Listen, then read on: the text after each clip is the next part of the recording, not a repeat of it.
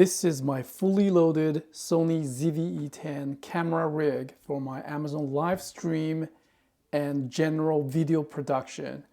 I'm gonna show you how it's built and its functionalities. There are several components involved for wireless video transmission as well. It has a video light from smallrig with a USB Type-C charging door.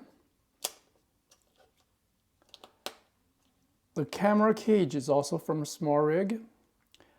That allows me to mount additional accessories such as this Rode video mic go-to.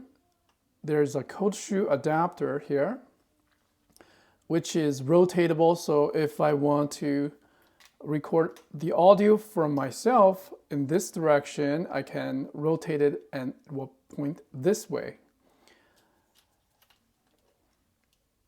For wireless transmission, I have the micro HDMI adapter connected, converted to a full-size HDMI, then plugged into a wireless Hagbis transmitter. The receiver is on the other end, which is connected to the Blackmagic A10 Mini. The transmitter can be powered via USB port, which is connected to the battery bank over here. It is from Power. Then it is mounted on this battery clamp. Let me take this off.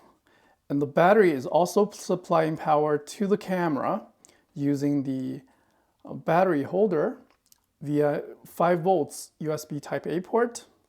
This smallrig battery clamp is mounted to the cage using 2 hex screws, 2 bolts.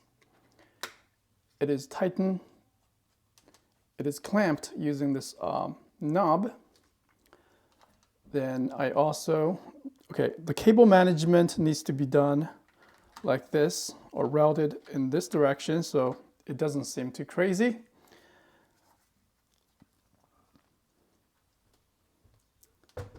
Then the coming down here, the fluid ball head is also from smallrig, so I can do a very smooth tilting and panning action. It is standing on the iFootage, yes, it's called iFootage metal mini tripod. Optionally, I can increase the height a little bit, which may sacrifice the stability as it's kind of top heavy now. Then depress this button to restore to its wider setup, which can be a bit more stable. The tripod itself has a quick release, so depress this button to quickly disengage the whole setup. But that would involve the iFootage other accessories, which I'm not using. The solution is to use a Ulanzi quick release mounting plate mounted under my cage right here.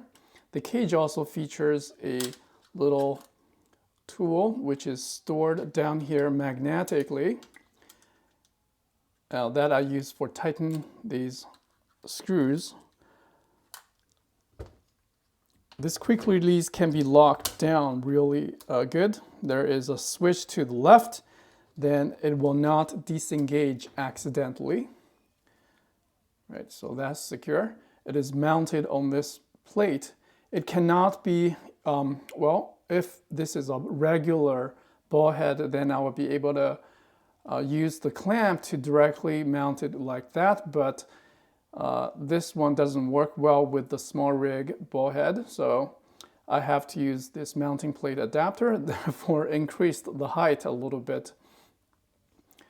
And this iFootage tripod also features a 3/8 inch screw, but it's not a ball head, so I have to use something like this. I wish this part can be disconnected, therefore allows for a more compact or a shorter mount. I may have to look for another tripod to make that happen, but for now this works great and it's quite stable. It does not flip over easily. Okay, let me power it on. And with the flip out screen, I can easily monitor the things I'm trying to shoot. The lens I'm using is still the kit lens, as it's more compact. When shooting for example, a 1080p video, this is more than enough. I would not go with a longer or heavier lens for 1080p videos. And even for 4K, this is good enough. The kit lens is totally sufficient for, some YouTube videos, for example. It doesn't really matter.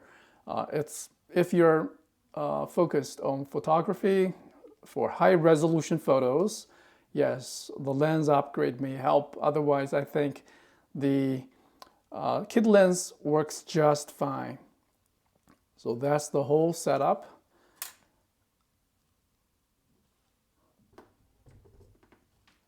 And I really like this microphone. This microphone can be used when connected to a computer via USB Type-C port over here, USB-C to USB-C or USB-C to USB-A, that both will work. And the light intensity can be adjusted like so. Goes pretty bright. And the runtime is easily 1 or 2 hours on maximum brightness. I like this light a lot. It's super compact.